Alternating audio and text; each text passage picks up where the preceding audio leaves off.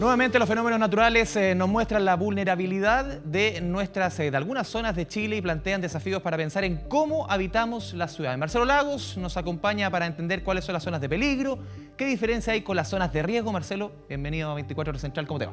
Muy bien, muy buenas noches. Nuevamente la naturaleza nos sorprende, lo conversamos aquí en la previa mientras vimos la nota de Camilo Zavala. Los aluviones presentes la última década, ¿cuántas veces?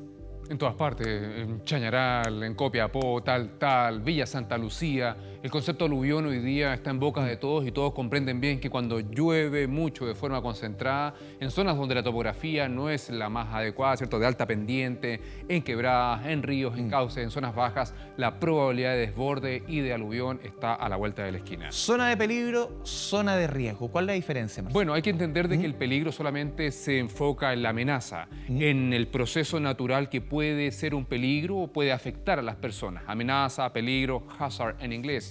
Ahora, ese es un input cuando uno quiere hacer después un estudio de riesgo. Primero yo comprendo el proceso natural, me doy escenarios, cuantifico parámetros y a partir de ello luego estudio la vulnerabilidad y exposición de las comunidades, de la infraestructura crítica. Perfecto. Combinando todo ello, recién empiezo y comprendo el riesgo. A partir de la comprensión del riesgo, atacamos y disminuimos. Estas tres zonas, Farellones, Quebrada de Macul, San José de Maipo, donde vimos los 3 episodios durante este fin de semana. Bueno, en este caso, estos 3 lugares representan una pequeña fracción de gran parte de las quebradas que caracterizan el piedemonte de Santiago y sus valles interiores, donde aluviones se detonan y se han detonado en el pasado de forma absolutamente recurrente. Lo particular hoy es de que surge un nuevo escenario, escenarios más agresivos que la ciencia ha visibilizado hace mucho tiempo, donde todos los procesos hidrometeorológicos van a comenzar a ser más frecuentes y más intensos. Lo que ha pasado este fin de semana es fiel reflejo de ello. Vamos a ir a una nota, Marcelo, y seguimos conversando. No es la primera vez que las zonas afectadas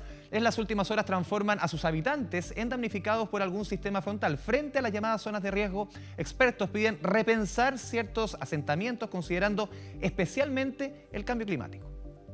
¿Sabían de la historia que tiene la Quebrada de Macul? Sí, una historia donde la naturaleza ha golpeado y varias veces, una de ellas en el invierno de 1993. Sí, pero el problema es el siguiente, que necesitamos casa. La alternativa que tenemos. Sí, era la alternativa más rápida, porque un arriendo nos come el sueldo, por lo menos. La necesidad de una vivienda, una alternativa rápida, versus el peligro de vivir en zonas en permanente riesgo, amenazadas incluso ahora en plena temporada de verano. El cambio climático lo que está haciendo es que tenemos una sequía, pero los eventos extremos de precipitación están ocurriendo con mayor intensidad y con mayor temperatura. Y eso hace que el peligro de inundación aumente. En el mes de enero caen 12 milímetros, esto es 11,5 veces superior y solo en un fin de semana. Eso es una cantidad de agua que en Talca se registró 138 milímetros de agua. Complejos panoramas en la Quebrada de Macul, en el Cajón del Maipo, en Lo Barnechea, en Talca y en zonas de la región de O'Higgins. Imágenes que ponen de manifiesto una vez más la vulnerabilidad de nuestro territorio. Entonces la pregunta es, ¿nuestras ciudades, nuestros pueblos, nuestros caseríos están bien ubicados respecto a estos riesgos? Me parece ser más recomendable que nunca la población y los asentamientos se instalen en aquellas evidencias geomorfológicas de aluviones, porque evidentemente el paisaje mismo señala con claridad aquellos que han ocurrido en episodios anteriores. Episodios que se repiten y seguirán ocurriendo, especialmente las llamadas zonas inundables, consideradas de alto riesgo. Son todas las zonas bajas que constituyen la red de drenaje natural. Las quebradas, los ríos, los esteros, las zonas de playa, los humedales. Todo eso constituye entonces una red natural de drenaje. Cuando llueve, el agua tiene que ser evacuada por esas zonas. En todas esas zonas, centenares de familias evacuadas. Muchas lo perdieron todo o casi todo, porque aún mantienen el deseo de encontrar una vivienda digna. Nosotros tenemos nuestros ahorros juntados para tener una vivienda digna. Nada regalado aquí necesitamos. Estamos todos aquí luchando por el bienestar de nuestros hijos. No porque queremos ni porque nos da la gana estar aquí, nosotros estamos acá por necesidad. Mucha gente no tiene dónde estar ¿Cuánto tiempo llevas postulando a vivienda?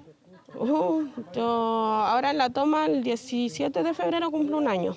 Una realidad que no solo impacta las zonas de la capital, naturaleza que ha puesto en riesgo otras zonas pobladas. Por eso el desafío, según los expertos, es planificar las ciudades de acuerdo a los estudios de peligro. Si bien el Ministerio de Vivienda siempre va a trabajar primero con aquellas personas que han postulado formalmente a los programas del Ministerio, las personas que viven en campamentos y tomas para nosotros no son invisibles y comprendemos que si están además en situación de riesgo, están en una zona de riesgo, requieren de atención rápida y eso es lo que estamos haciendo en ese caso particular. Horas de angustia por asentamientos históricos, ubicados en zonas altamente peligrosas. Tarea pendiente de cara al futuro, considerando además el cambio climático. Asentamientos regulares e irregulares también, Marcelo, lo conversamos justamente. Quebrada Macul, el caso del campamento Dignidad al borde del Sanjón de la Guada, un asentamiento irregular.